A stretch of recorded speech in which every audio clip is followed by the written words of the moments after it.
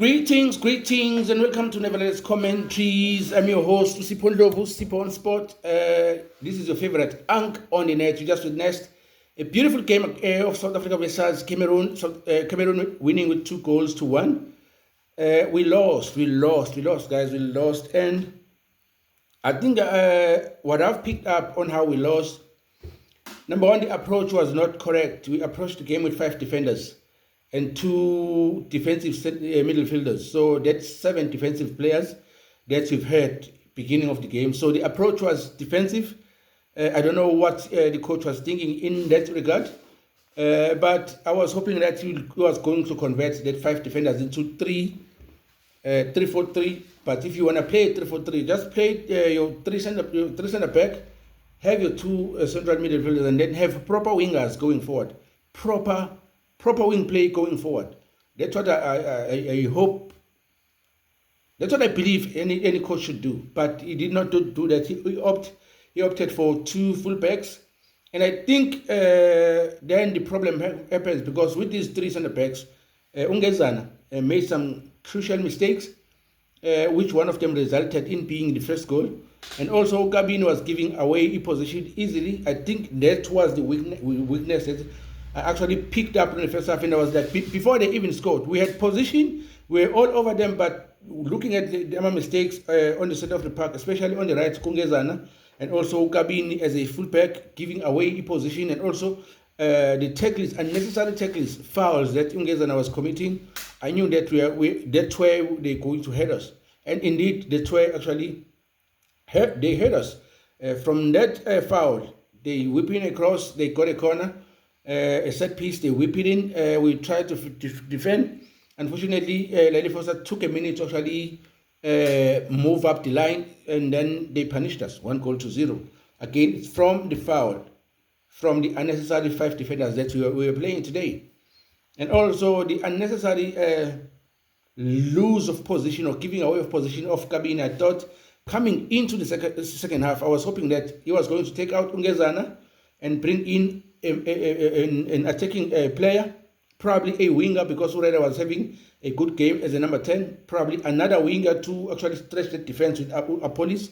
And also I was hoping that he was going to take out Kabini and bring in Umodiba on the second half, but that wasn't the case. And the lapse of concentration in the beginning of the second half, so Cameroon actually whip in the cross, and it's a header, it's a goal.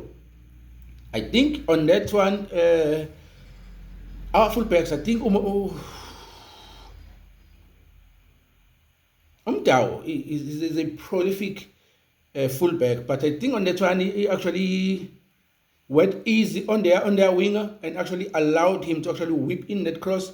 I thought he maybe had a cover behind. That may be what he thought, but unfortunately Smith went in too wide, and the oncoming player had an advantage into heading that goal into the back of the net. So 2-0. We were at a disadvantage because you could see now that they were all over us, and we were panicking a little bit, looking a little bit shaky, and we needed a change. The changes that we were supposed to make during the halftime, which the coach did not make, we needed them immediately. Unfortunately, he delayed with that, and later on he made some changes, which actually saw us playing one road football because we had now 2 strikers, Kumahopa, Nolaili Foster, which saw us getting a goal from Umahopa. I think we had so many wonderful opportunities that we should have buried in this game. In my opinion, South Africa was a better team, and they had more opportunities, more scoring opportunities, but we did not use those opportunities. Now, the lesson from this game is, if you get your opportunities and you do not use them to hurt your opponent, when your opponent gets their opportunity, they are going to hurt them. And that's the story of this game tonight. Cameroon wasn't better than us, but they used their opportunities. They had 2 opportunities. They punished us. We got at least 8 opportunities. We only got a goal off of those opportunities.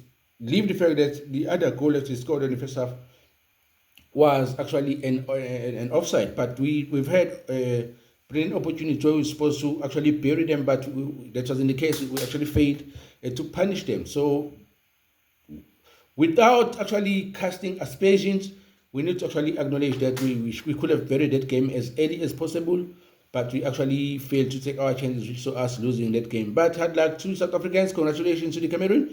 I am hoping that they will play a good game against the Moroccans, but I don't see, from what I saw against South Africa, I don't think they will stand a chance against Morocco. But the fact that Onahi is not there, maybe they might stand a chance if they were going to be as clinical as they have been against South Africa. They might get that one.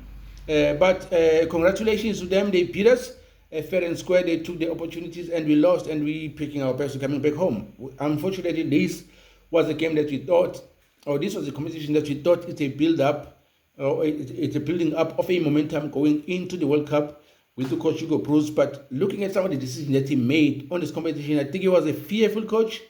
That's my opinion. He looks like a fearful coach. He was too cautious. I think that's what cost him the competition. In my opinion, that's what cost him the competition, being a fearful, not playing the game that we are known for as South African. I think that's what actually cost him the competition. So I am hoping that we are going to keep him to the World Cup, but that might not be the case, looking at the fact that there were already talks of not good reception amongst the South Africans as far as the coach is concerned, with some of the talks that he's been having on the media. The talks on Mbekezi and Mbogazi, at least it didn't break him. The talks against Quater, the talks against Uyaya Stole, I think sometimes he just let it loose because he's so passionate with the game that he doesn't mind his words sometimes when he actually speaks about some of his players.